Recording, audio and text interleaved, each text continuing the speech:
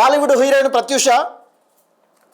Pratyusha rape and murder కేసులో supreme court ఇవాళ సంచలన ఆదేశాలు ఇచ్చింది. సుదీర్ఘ పెండింగ్లో ఉన్న ఈ కేసులో నిందితుడిగా ఉన్న సిద్ధార్థ రెడ్డికి షాక్ ఇస్తూ సుప్రీంకోర్టు కీలక తీర్పు వెలువరించింది. ఈ మేరకు గతంలో హైకోర్టు ఇచ్చిన తీర్పును సుప్రీంకోర్టు కూడా సమర్థించింది. సిద్ధార్థ రెడ్డిపై హైకోర్టు శిక్షను సవాల్ చేస్తూ సుప్రీంకోర్టు వరకు వెళ్లిన ప్రత్యూష తల్లి ఈ తీర్పుపై ఎలా స్పందిస్తారో చూడాల్సి ఉంది అని ఒక వార్తనైతే చూస్తున్నాం. దానికి సంబంధించిన పూర్తి డీటెయిల్స్ చదువు.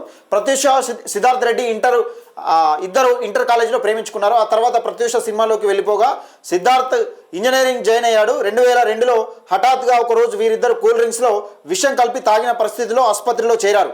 అక్కడ ఇద్దరు 2002లో, ఇది 2002 సంగతి, ఇది 2026 అంటే 24 సంవత్సరాల కింద హఠాత్తుగా అంటే 2002లో హఠాత్తుగా ఒకరోజు వీరిద్దరు కూల్ డ్రింక్స్లో విషం కలిపి తాగిన పరిస్థితిలో ఆసుపత్రిలో చేరారు.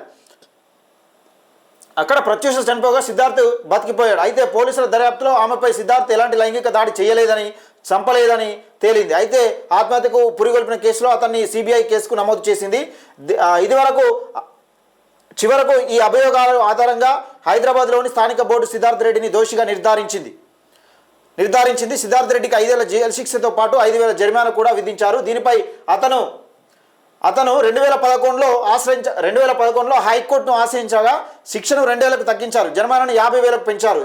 దీన్ని సవాల్ చేస్తూ ప్రత్యూష తల్లి సరోజిని 2012లో సుప్రీంకోర్టును ఆశ్రయించారు. ఈ పిటిషన్పై విచారణ జరిపిన సుప్రీంకోర్టు హైకోర్టు విధించిన 2 ఏళ్ల జైలు శిక్షను సమర్థించి అతను 4 వారాల్లోగా పోలీసుల ముందు లొంగిపోవాలని ఆదేశాలు ఇచ్చింది.